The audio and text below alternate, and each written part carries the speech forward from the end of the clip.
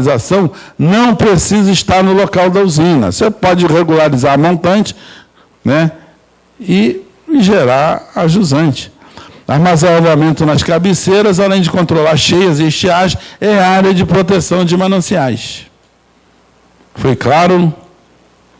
Até mesmo o potencial hidrelétrico brasileiro está sendo subestimado, pois alternativas promissoras têm sido descartadas a priori por pressões equivocadas de organizações ambientalistas e ou indigenistas. A pergunta é, isso é má-fé ou é burrice? Misturada com os inocentes úteis. É. Algumas conclusões, é isso que tinha sumido esses slides aí. Reservatórios não são apenas úteis, eles são indispensáveis para a administração dos riscos associados a eventos hidrológicos extremos, seja cheia, seja estiagem. O reservatório serve para regularizar.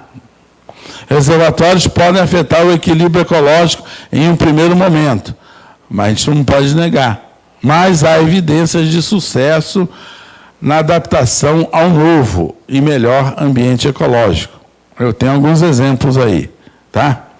E alguns conhecem alguns exemplos, que você faz a barragem, você cria o reservatório e a coisa, até sob o ponto de vista do ambiente local, melhora.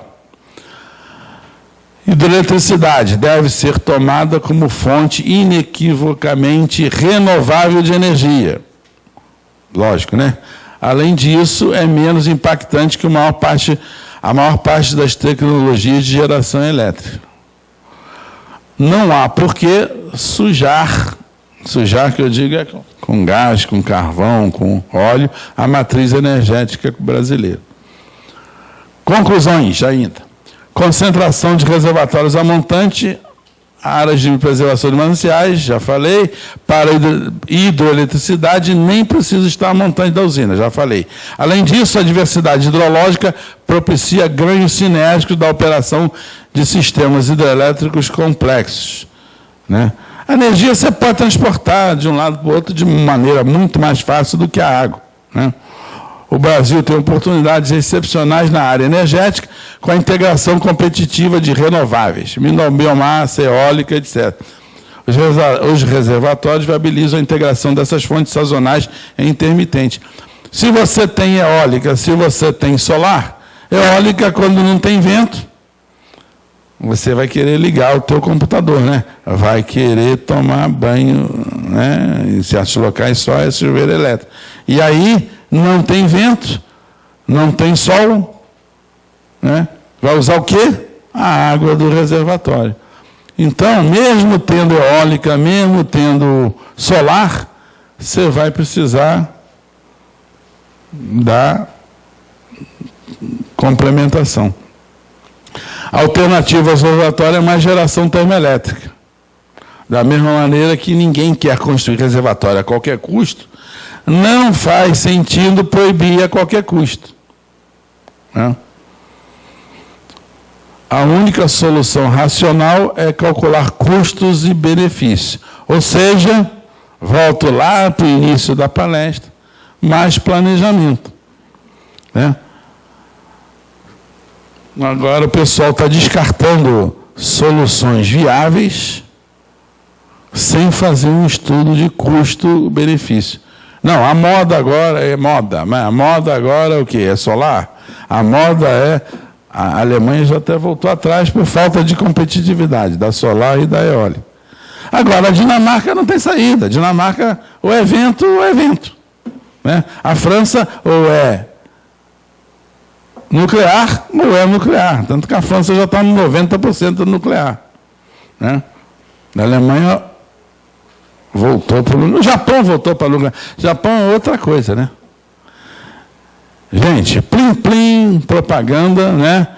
28º Congresso de Engenharia Sanitária e Ambiental vai ser no Rio, ia ser em Belém, Belém não aguentou com a gata pelo rabo, vai ser aqui no Rio, e para quem é da área ambiental, engenharia sanitária e ambiental, é o maior congresso da América Latina. Para quem não sabe, vai ser aqui no Rio de Janeiro, em outubro. Quem quiser, veja lá no site da ABS. Mas antes, vai ter o congresso aqui do Clube de Engenharia em junho. A vantagem do clube é que é o congresso mais barato, né, o Edson? Mas, de qualquer maneira, eu vou estar nos dois. Então, eu aconselho a pessoal, principalmente quem está estudando, quem está aprendendo alguma coisa, né?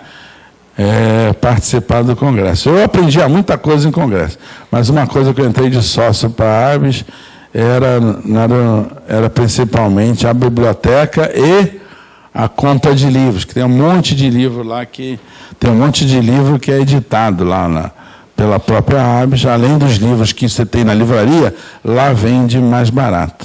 Quando eu era estudante, eu ia muito a congresso, mas comprava muito livro lá também. Fim? Será o fim? Sei lá.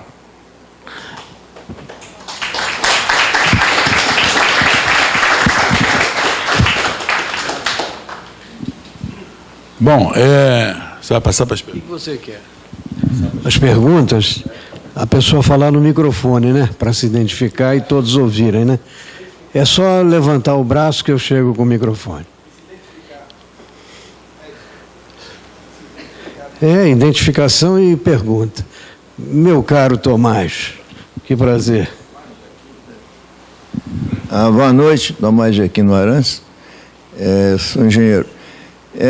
Eu cheguei muito tarde, não tive o prazer de vir, tive problema, mas quero tentar, em poucos minutos, fazer algumas considerações no sentido de inclusões para essa palestra importante.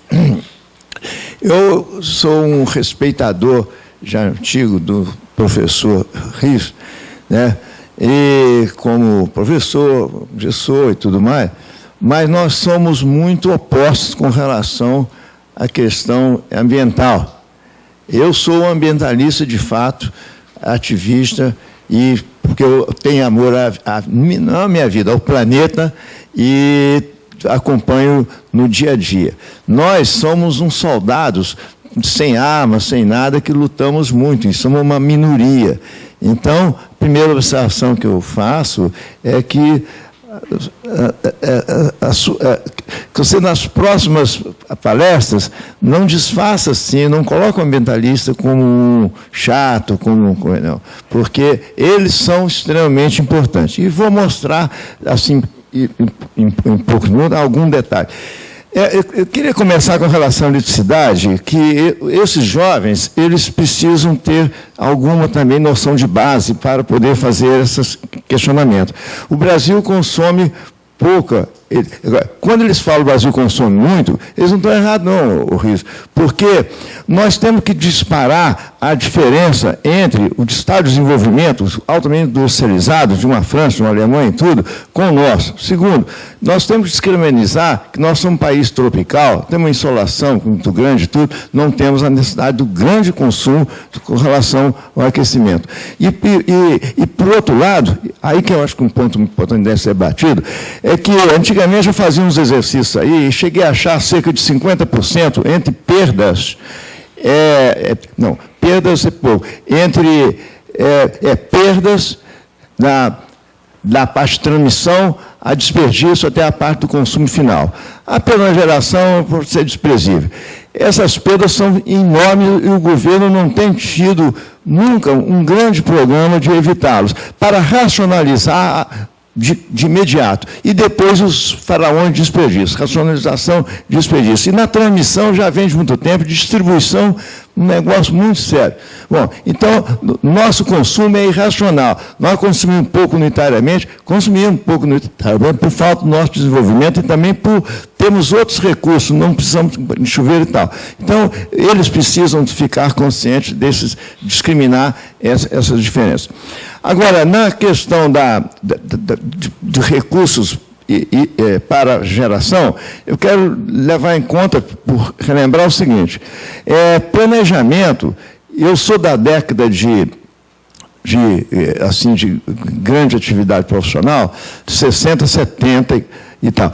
Bom, vou falar, há 40 anos que não tem planejamento de fato nesse Brasil, né? Você falou certo, os antigos existia e tudo. Não tem mesmo, são os imediatismos e com irresponsabilidade.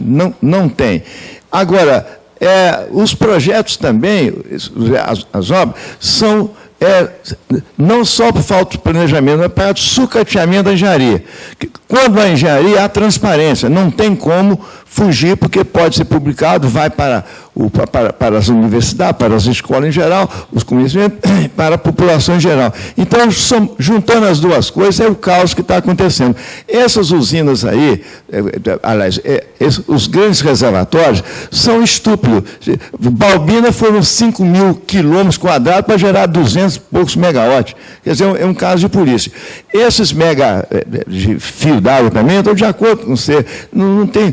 O grande reservatório, não, porque isso aí vai ser uma piada, vai faltar a qualquer momento.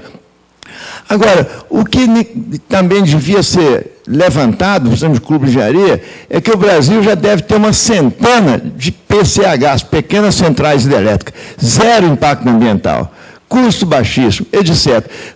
Transmissão e tal, racional, porque estão mais ou menos... Eu conheço um montão delas, estão paradas. Sabe por quê? Porque o Soribama, que está muito mais infiltrado de antiambientalista do que ambientalista, trava.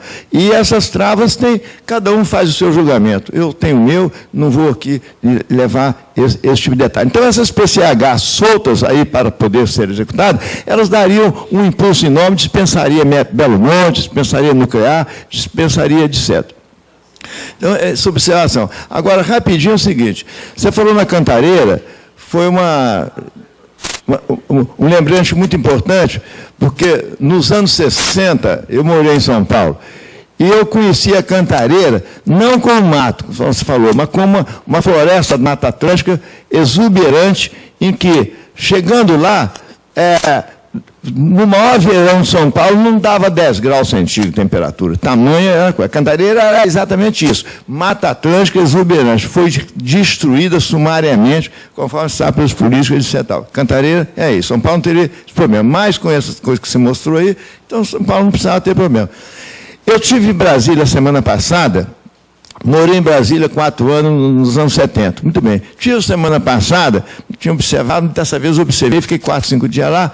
Olha, totalmente diferente. Você deve saber disso que eu vou falar. No meu tempo, nos anos 70, faltava água.